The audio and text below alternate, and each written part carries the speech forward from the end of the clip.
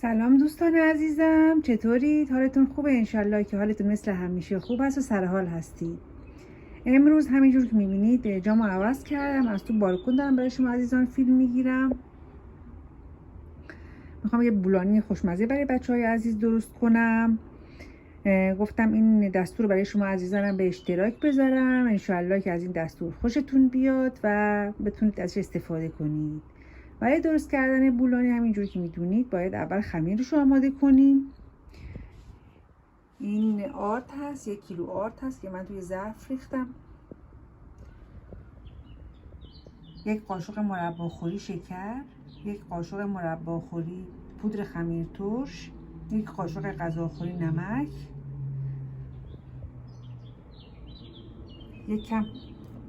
یه نصف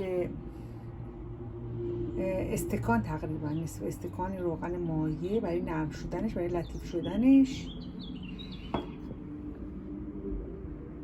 و بعد همینجور به اندازه 1 استکان میخوام خامه توش بریزم، به خاطر که این خیلی لطیف و خوشمزهش میکنه.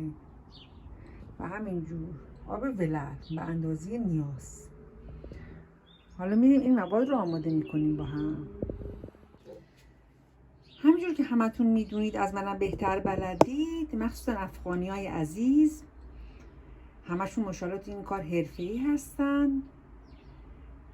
من حالا میخوام این خمیر رو درست کنم. معمولا به طور معمولش برای درست کردن این خمیر خامه توش نمیریزم، ولی من خودم میخوام خامه رو اضافه کنم به خاطر طعمش که بهتر میشه و خیلی لطیفتر میشه. خمیر ساده رو باید درست میکنم به طور معمول. همین آرد و پودر خمیر ترش و نمک و 1 کم شکر با یه مقدار کمی روغن اضافه میکنم. خمیر معمولش اینجوری هست. بعضیا شیر هم اضافه میکنن. حالا من میخوام به جای شیر خامه رو اضافه کنم. میتونید شما هم اینو امتحان کنید، مطمئن هستم که خوشتون میاد. حالا میریم خمیر رو فعلا درست کنیم. اینم پودر خمیر ترش و شکر و نمک. پودر خمیر ترش رو میتونید جداگانه هم توی آب ولرم بریزید با شکر، بذارید یه ربع ساعت بمونه. همین که کف کرد اضافه کنید. ولی من میخوام الان همه مواد خشک با هم اضافه کنم که اینم از این طریق هم میتونید شما درست کنید. همه مواد خشک با هم مخلوط میکنید، بعد آب ولرم رو اضافه میکنید و شروع میکنید به ورز دادن خمیر.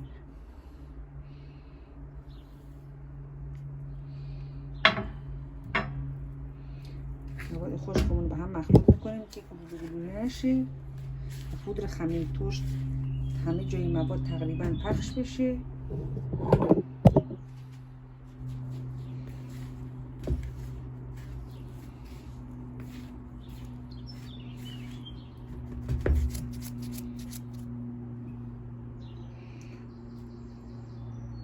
بعد روغن رو اضافه میکنم.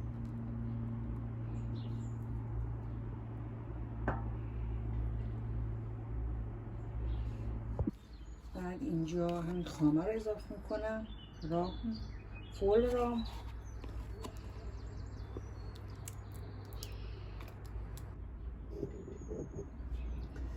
حالا ما تمام مواد رو اضافه کردیم، خامه رو هم اضافه کردیم. آب رو به تدریج اضافه میکنیم به خاطر اینکه آب معلوم نیست چقدر آب لازم داشته باشه. کم از آب اضافه میکنم، شروع میکنم به ورز دادن. ببین چقدر آب نیاز داره. شاید بعضی از آردا هست آب زیادی جذبشون میشه، بعضی از آردا هست کمتر.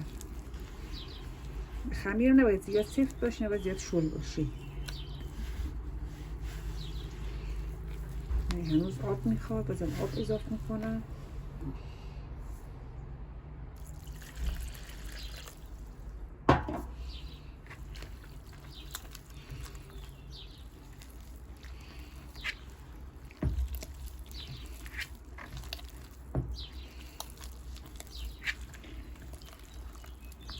این یک غذای خیلی خوشمزه هست، ترک‌ها هم درست میکنن. تو اسم ترکی به اسم پیده هست. مدل‌های مختلف شده، کشورهای مختلف درست میکنن. من امروز فقط میخوام گوشت چرخی تنها روش بدم، بدون سبزیجات، بدون هیچ، فقط میخوام طعم گوشت داشته باشه. حالا شما میتونید با سیب زمینی و تره، سیب زمینی رو آب پز کنید، نرم کنید، تره رو بهش اضافه کنید، نرم کنید، بین خمیرتون قرار بدید. میتونید سیب زمینی خالی رو بذارید، میتونید تره خالی رو بذارید، سبزیجات دیگه حالا سلیقه‌ای هست.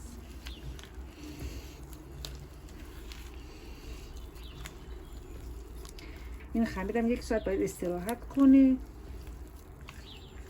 که بعد بیاد، وگرنه نمیشه سریع درست کنه، باید خمیر عمل بیاد.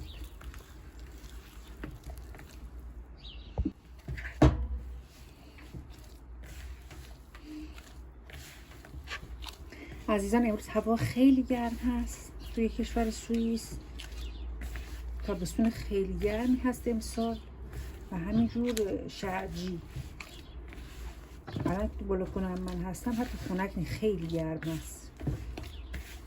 من برای شما عزیزان یه تنوعی بشه جامو عوض کردم، همش توی آشپزخونه نباشم.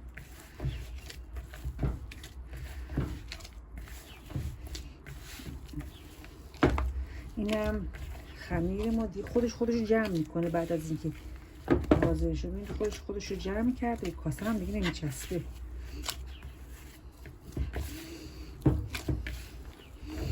میگه از این به بعد میذاریمش استراحت کنه برای مدت 1 ساعت. بعد باید اون به چونه های کوچیک تبدیل کنیم و توی فرمون هم بذاریم گرم بشه از این نیم ساعت قبل درجه 180.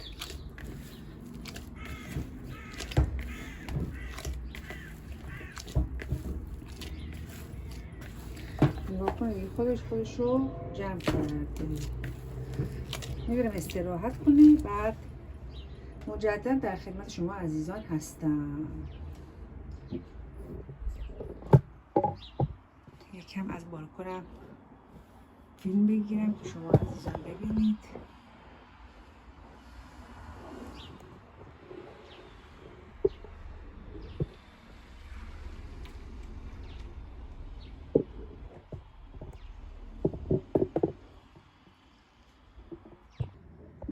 عزیزان هم خمیر ما که آماده شده، همونجور میبینید از مشت برابر شد تقریبا، خیلی هم نرم و لطیف هست. حالا باید این خمیر به چونه های کوچیک تبدیل کنیم و آماده کنیم برای درست کردن. اول چونه ها رو درست میکنیم، کف سینیمون رو یکم آرد میپاشیم، کف سینه رو آرد میپاشیم که نچسبه.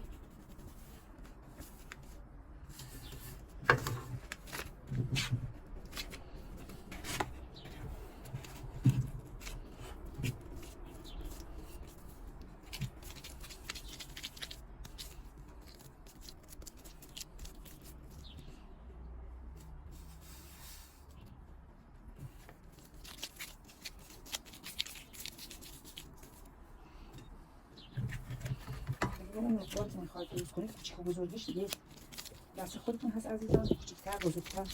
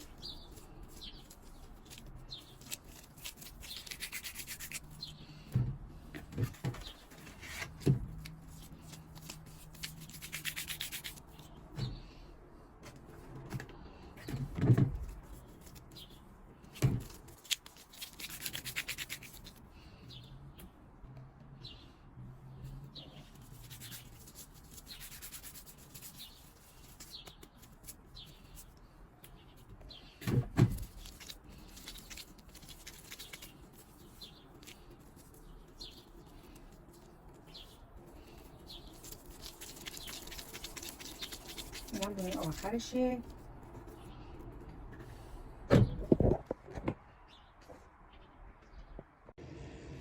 عزیزان اینم خمیرات که من به صورت چونه در آوردم همه رو. حالا باید اینا رو پهن کنیم که بتونیم مواد بذاریم بینش. میریم با هم اینا رو پهن میکنیم.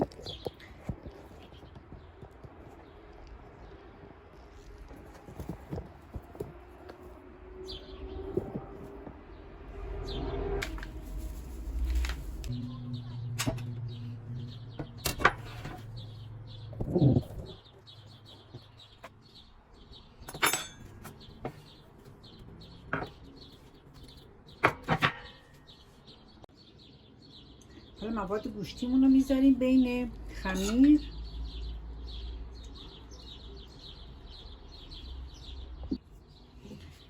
مواد گوشتیمون رو گذاشتم بین خمیر. بعد خمیر رو میبندیم و به طریق چنگال این خمیر رو قفل میکنیم که باز نشه. اینا رو دونه دونه میچینیم تو همین سینی که از قبل کفش آرد ریختیم که نچسبه.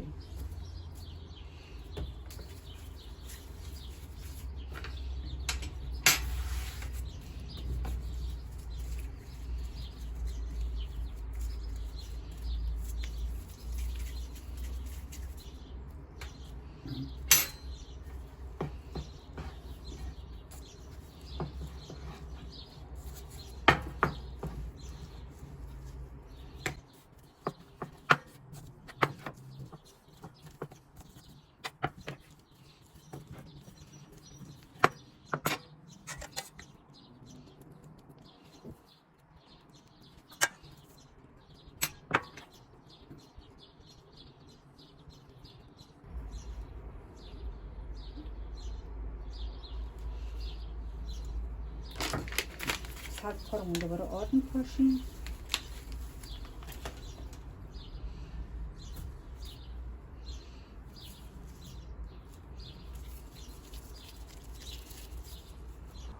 اینجا تمام بولانی هایی رو که درست کردیم از قبل همه رو به ترتیب میچینیم توی سینی فر. زیرش هم کاغذ روغنی میذاریم که نچسبه. بعد آماده توی فر میشه. یه دونش هم به این مدل ترکی درست کردم. خودم همش یه مدل نباشه، مدل مختلف باشه. نمیدونم مدل ترکیش.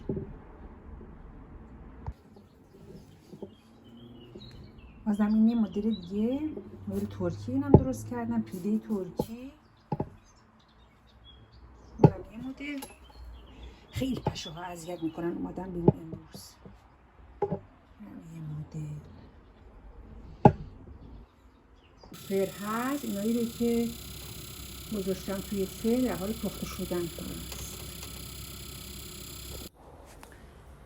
این پیده ها هم یک سریش حاضر شده که من اونو توی بشقاب چیدم، روی هم چیدم که خنک بشه. هوا خیلی گرمه، دیر خنک میشه. بعد یه سریش هم هنوز توی فر هست که در حال پختن هست. حالا همه رو بهتون نشون میدم. عزیزانم این غذای امروز من که حاضر شده. 3 تا پیله ترکی هست از اون بلندا. باقی ماندهش هم از این بولانی های که مدل افغانی هست. فوق العاده خوشمزه شده، فوق العاده برشته و طلایی شده. از رنگش هم مشخص هست. من یه دونش هم روش پنیر پیتزا دادم، یه دونش با پنیر پیتزا درست کردم از این پیده های بلندا رو. باقی ماندهش هم به گوشت هست، گوشت خالی توش هست، پیاز و نمک و فلفل سیاه با گوشت. یه چیز دیگه داخلش نیست. انشالله که از این برنامه هم لذت برده باشیم. بچه‌ها اینم غذای امروز من که برای شما عزیزان به اشتراک گذاشتم. انشالله که خوشتون اومده باشه و یک بارم که شده این غذا رو درست کنید و امتحان کنید و از خوردنش لذت ببرید. عزیزان لایک و سابسکرایب و کامنت رو فراموش نکنید. برام کامنت های زیبا بنویسید.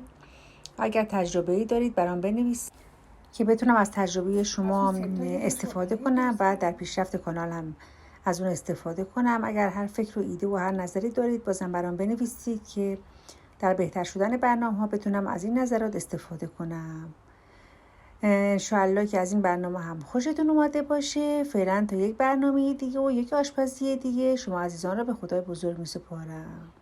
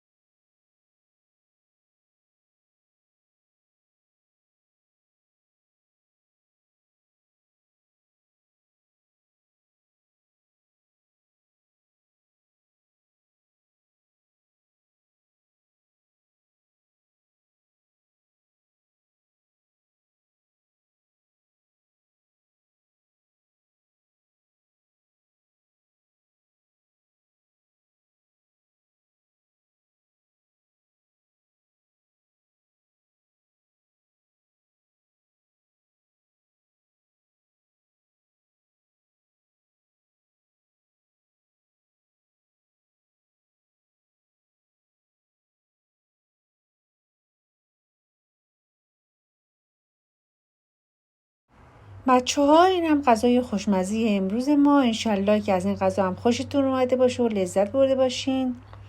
عزیزان لایک و سابسکرایب رو فراموش نکنید. کامنت هم یادتون نره، کامنت های زیبا برام بنویسید که از خوندنشون لذت میبرم. و نظر و پیشنهاد خاصی هم اگر دارید برام بنویسید که بتونم در بهتر شدن برنامه‌ها از اون نظرها استفاده کنم و فکر و ایده‌ای باشه برای بهتر شدن برنامه‌های من. فعلا تمامی شما عزیزان رو تا برنامه دیگه و یک غذای دیگه به خدای بزرگ می‌سپارم و آرزوی بهترین ها رو برای شما عزیزان دارم. خدا نگهدار.